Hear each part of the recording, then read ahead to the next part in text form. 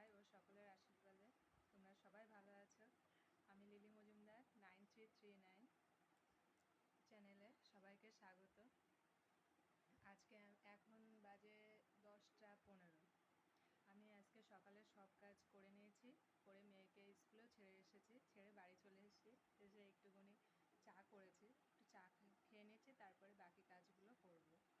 তোমরা হয়তো ভাবছো যে কালকের ভিডিও তোমরা হয়তো কেউ দেখেছো কেউ দেখেনি, আমি তো জানি না।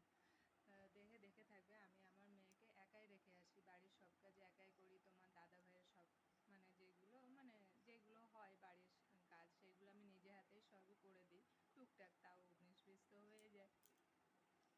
তোমরা হয়তো ভেবে থাকবে যে আমি আমার মেয়েকে স্কুলে দিয়ে আসি আর নিয়ে আসি হয়তো 1-1.5 কিলোমিটার। না, আমার বাড়ি ঠাকুরনগরে ফরিদকাঠিতে, আর আমার মেয়ে পড়ে গোবরডাঙ্গাতে, গোবরডাঙ্গা নিবেদিতা শিশুতীর্থ। বেঙ্গলি মিডিয়ামই পড়ে, কিন্তু দেখতে বেঙ্গলি মিডিয়াম, কিন্তু সব কিছু ওদের ভালো, পড়াশুনোর কোয়ালিটিটাও খুবই ভালো। বাচ্চাদেরকে খুবই যত্ন করে, ভীষণই যত্ন করে একদম।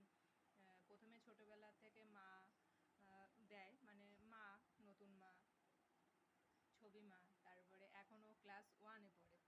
এখন হয়েছে দাদা, ফুল দাদা, দাদামণি, দাদা ভাই, মিতা মা, এরকম খুবই ভালো, খুব যত্নের সহিত। আর ও হলো আমার একমাত্র মেয়ে, ওর নাম কমলিকা মজুমদার। ও খুব শান্ত, খুবই ভালো, খুবই মিষ্টি। আর তোমার দাদা খুব শান্ত, ভীষণই শান্ত। আচ্ছা, তাহলে দেখতে থাকো। আস্তে আস্তে আমার সম্বন্ধে এরকমভাবে ছোট ছোট করে বলতে থাকবো। আমার তো অসুবিধা হয় কথা বলতে, প্রথম একটু অসুবিধা হচ্ছে, তোমরা মানিয়ে গুছিয়ে নিও।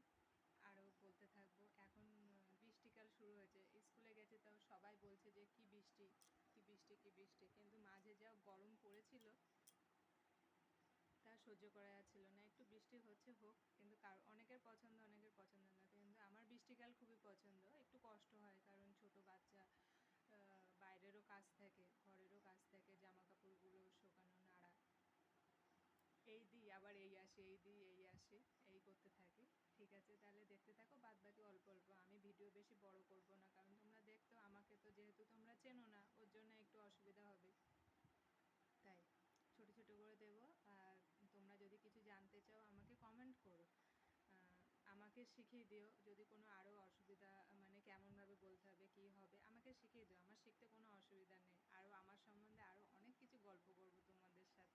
তোমরাও মজার মজার আমার ছোটোবেলার সব কিছু তোমরা জানতে পারবে, যে আমার বিয়ে হওয়ার পরে কি হয়েছিল, আমার কতদিন তোমার দাদাভাইয়ের সাথে বিয়ে হয়েছে, সব কিছু। আচ্ছা, ছোটো ছোটো কাজকর্মগুলো এখন করে নিই, কারণ তোমার দাদারও আজকে ডিউটি আছে, অফিস আছে। আমি রান্না করে দিই, শুধু যেদিন যাই সেদিনেরটুকু করে দিই, আর বাদ বাকি ও ম্যাসেই খায়, সব কিছু করে। ঠিক আছে, আবার আমি 2টোর সময় যাব, কারণ 2টোর সময় ওদের স্কুলটাও ছুটি হয়, ওর জন্য 2টোর সময় যাই, ওকে নিয়ে আসি, তারপরে ও তো খাবার বায়না আছেই। ঠিক আছে, দেখতে থাকো তোমরা।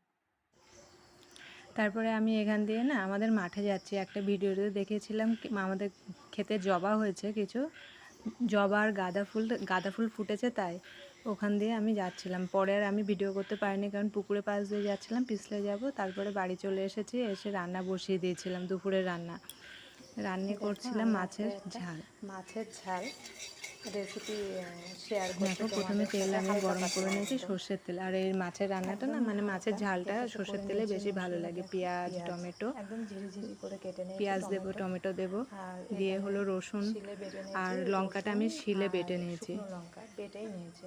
শিলে নেওয়ার পরে তারপরে বেটে নিয়েছি। এবার এখানে আমি তেলের মধ্যে দিয়ে দিলাম পেঁয়াজ আর টমেটো। আমরা 3 জনের জন্য রান্না করছি, কিছু একটু আগে পরেও মনে হয়ে গেছে। এই যে পেঁয়াজ আর টমেটো দিলাম,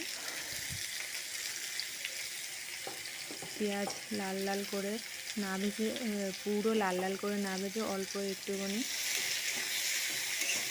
নাড়ি চাড়িয়ে নিয়ে পেঁয়াজটাকে পুরো লাল লাল, অল্প লাল লাল করে ভাজতে দরকার নেই, অল্প লাল লাল করে ভাজলেই হবে। আমি প্রথমে একটু ভালোভাবে নেড়ে নিচ্ছি। আমি বেশি তেলে রান্না করি না, অল্প তেলে রান্না করার চেষ্টা করি বেশিরভাগ, কারণ লিকাও খায়, ওর জন্য।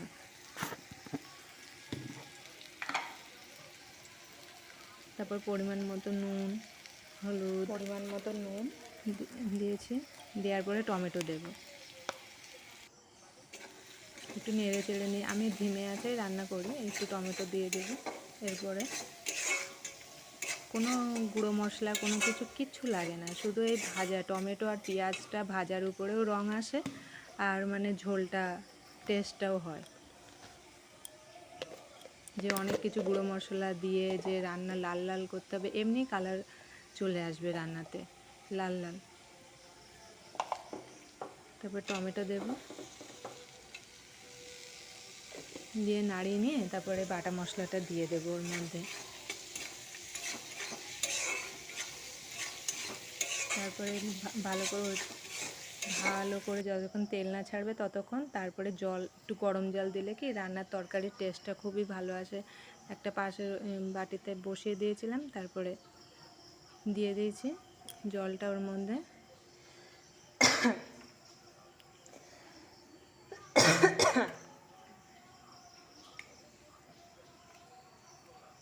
তারপরে মাছ দিয়ে দিলাম।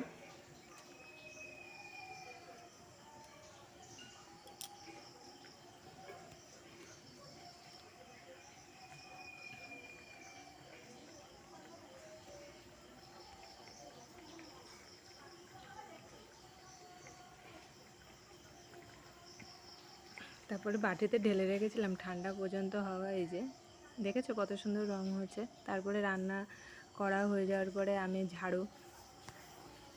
ঝাড়ুটা আগে দিয়ে গিয়েছিলাম, পাশের ঘর তো, লিকাকে দিয়ে আসার আগে আমি ঘর ঝাড়ু দিয়ে নিই। তারপরে বাড়ি এসে রান্না বান্না করার পরে এই পোছা দিয়ে দিচ্ছি। কেউ ধরার নেই আজকে, কেউ ধরে দেওয়ার জন্য নেই বলে আমি নিজেই এক হাতে ক্যামেরা ধরে রয়েছি আর এক হাতে পোছা লাগাচ্ছি। তার মধ্যে তোমার দাদাভাইও চলে এসেছিলো। চলে আসার পর আমি ওকে বলছি আমার একটুখানি আছে ক্যামেরাটা একটু ধরে দাও, ধরে দিলে আমার একটু ভালো হয়।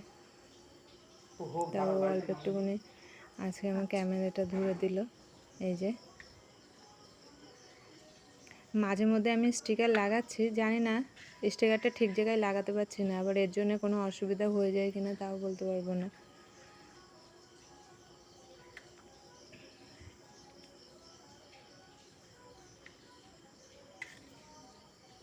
একবার স্টিকার লাগালাম, সেভ করলাম, আবার স্টিকার এসে হয়ে গেল।